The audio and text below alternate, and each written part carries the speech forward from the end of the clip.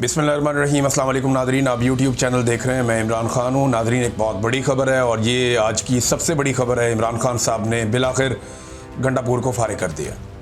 अली अमीन गंडापुर, जिनको इमरान खान साहब ने वज़ीर आला खैबर पख्तूनख्वा बनाया था, ये वाहिद सूबा है जहाँ पे पाकिस्तान तहरीक इंसाफ की हुकूमत थी और इमरान खान साहब ने अली अमीन गंडापुर को वज़ारत आला से हटने का हुक्म दे दिया और उनकी जगह पे पाकिस्तान तहरीक इंसाफ के एक यंग वर्कर हैं सुहेल अफरीदी, उन्हें नए वज़ीर आला के तौर पे नामज़द कर दिया है।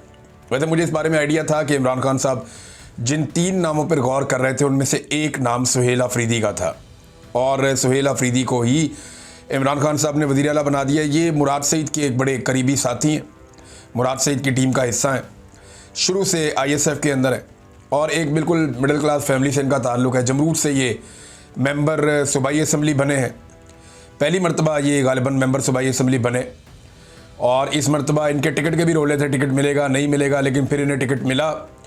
उसके बाद इनके पास पैसे नहीं थे इलेक्शन लड़ने के, तो दोस्तों ने मिलकर सब ने इनका इलेक्शन लड़ा तो ये इलेक्शन जीत गए और अब ये वज़ीर आला बनने जा रहे हैं। तालीम याफ्ता नौजवान है, इकनॉमिक्स के अंदर इन्होंने ग्रेजुएशन की हुई है। उसके अलावा कुछ लोग कहते हैं शायद कोई मास्टर्स भी किया है। बहरहाल मैंने इस बारे में कभी पूछा नहीं, लेकिन मेरी जितनी मुलाकातें, एक माकूल नौजवान है सुहेल अफरीदी, लेकिन चंद हवालों से तनाज़ात का शिकार भी रहे। अब इमरान खान ने इन्हें बना दिया वज़ीर आला खैबर पख्तूनख्वा। अब 2-4 चीज़ें मैं आपके सामने रखूँ तो गंडापुर साहब से क्या गलती हुई जिस वजह से इमरान खान साहब ने अली अमीन गंडापुर साहब को हटा दिया। तो देखें, एक तो गंडापुर की सोच में जो सबसे बड़ी गलती थी वो ये थी कि एस्टेब्लिशमेंट पर दबाव बढ़ाने की बजाय वो एस्टेब्लिशमेंट से बातचीत करने में दिलचस्पी रखते थे। देखें, इमरान खान ने जब अली अमीन गंडापुर को कहा कि आप एहतजाज करें, आप सड़कों पर आएँ, आप जोर लगाएं और आप दबाव बढ़ाएं, अगर ये दबाव बढ़ाते तो एस्टेब्लिशमेंट चल के इमरान खान के पास जाती और कहती जी कोई रास्ता निकालें, तो फिर इमरान खान एक नए इलेक्शन की तरफ या मामलात की बेहतरी की तरफ जा सकते थे। लेकिन गंडापुर ने खुद ही एस्टेब्लिशमेंट से बातचीत शुरू कर दी। 2 मरतबा एस्टेब्लिशमेंट ने उन्हें गायब किया, फिर वो वापस आ गए, उन्होंने दोनों दफ़ा अलग अलग कहानियाँ सुना दी। तो गंडापुर साहब की सोच में, और ये मुझे उन्होंने जून 2024 में बताया भी था, मैंने ये बात पहले कही भी है कि गंडापुर साहब ने कहा था कि इमरान खान जब भी बाहर आएगा मेरी बात आप लिख कर ले लें, ये एस्टेब्लिशमेंट के साथ कोई बातचीत करके ही बाहर आएगा, वैसे बाहर नहीं आएगा, डील करके आएगा। गंडापुर को पहले दिन से ये लगता था, पहले दिन से इन्होंने हार मानी हुई थी। तो इमरान खान साहब की नज़र में जो सबसे बड़ी गलती हो सकती है एक तो ये है कि इमरान खान साहब के अहकामात को इन्होंने माना नहीं। दूसरा, इमरान खान साहब को ये फैसला बहुत पहले कर लेना चाहिए था। देखिए, उनका अपनी पॉलिटिकल पार्टी है, उनका अपना पॉलिटिकल पार्टी के बारे में अपना ओपिनियन है, अपना फैसला, अपनी टाइमिंग है, वो तो इमरान खान साहब तय करेंगे। लेकिन मेरा तज्जिया ये है कि इमरान खान साहब ने ये फैसला बहुत देर से किया। ये फैसला इमरान खान साहब को वक्त रहते कर लेना चाहिए था, क्योंकि 26वीं आईनी तरमीम अब वापस नहीं हो सकती। अदालत में उसका केस तो चल रहा है, लेकिन क्या होगा हम सब जानते हैं, क्योंकि जो जजेस 26वीं आईनी तरमीम का मुकदमा इस वक्त सुन रहे हैं, यही जजेस 26वीं आईनी तरमीम के बेनिफिशरीज हैं। तो कैसे हो सकता है कि ये जजेस 26वीं आईनी तरमीम का फैसला उसके खिलाफ दे दें? 36 आईनी दरखास्तें आई हुई हैं और बल्कि होना तो ये चाहिए था कि ये जजेस सारे ख़त्म कर देते मामला और उन 16 जजेस को ये मुकदमा दे दिया जाता जो 26वीं आईनी तरमीम के बेनिफिशरी नहीं थे, उससे पहले वहाँ मौजूद थे। तो दूध का दूध और पानी का पानी हो जाता। सीनियर जजेस को इससे बाहर रखा गया है। अब 26वीं आईनी तरमीम पास हो गई, ये गंडापुर साहब का एक कारनामा है। अगर इमरान खान साहब इनको पहले हटा देते तो 26वीं आईनी तरमीम इतने आराम से पास ना होती। फिर खैबर पख्तूनख्वा में जो मिलिट्री ऑपरेशन हो रहा है उसमें अली अमीन गंडापुर मुकम्मल तौर पे नाकाम रहे, बल्कि वो एस्टेब्लिशमेंट से खुलकर बात ही नहीं कर सके कि ये क्या हो रहा है और इसको कैसे रोका जाए। फिर जो पाकिस्तान तहरीक इंसाफ के कारकुन शहीद हुए, जिन्हें अली अमीन गंडापुर अपने साथ लेकर गए थे और उन्हें छोड़ा है डी चौक में उनकी लाशों को, उनका कोई उनका पता आता नहीं किया इन्होंने, उनको इंसाफ दिलाने की कोई कोशिश नहीं की। अब पैसा वैसा बांट देते हैं, सरकारी पैसा है, या जब वज़ारत आला की सीट पे आप बैठे होते हैं, जिसको भी आप कहते हैं 2-4-10 करोड़ रुपया वो दे देता है।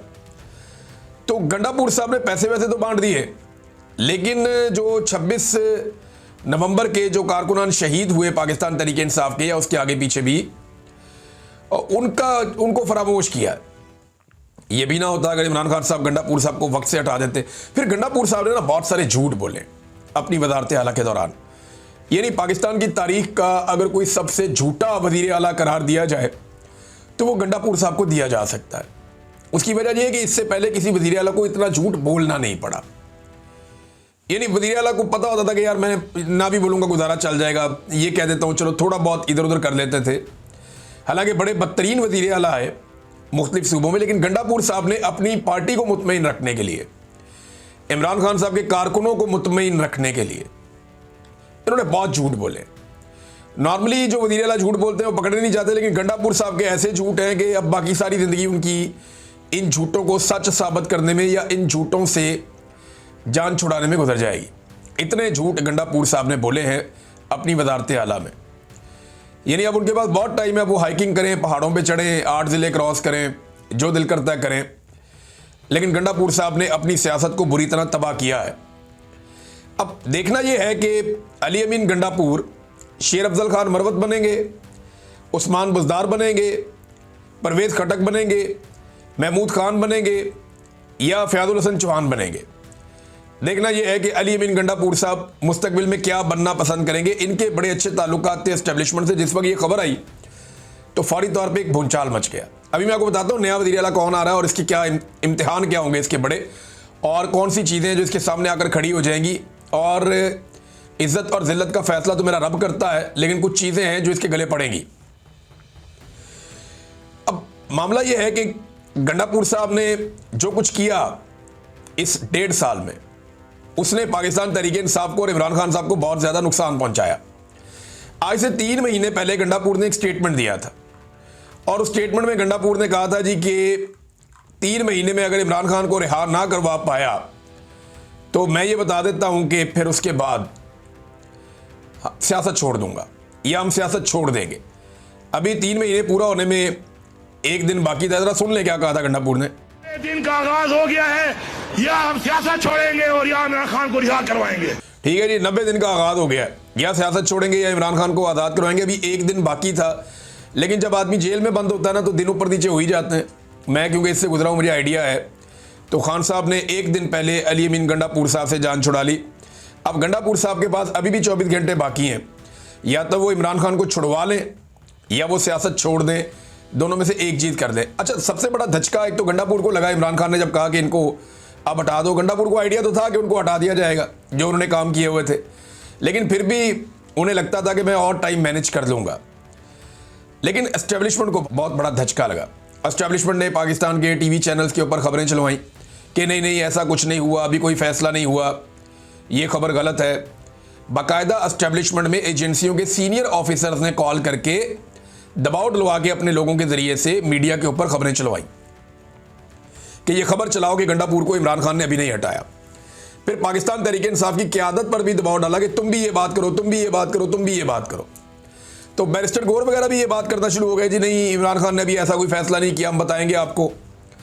और सारे मिलकर कोशिश कर रहे थे कि कुछ ना कुछ करके गंडापुर की वजारत आला बचाई जाए।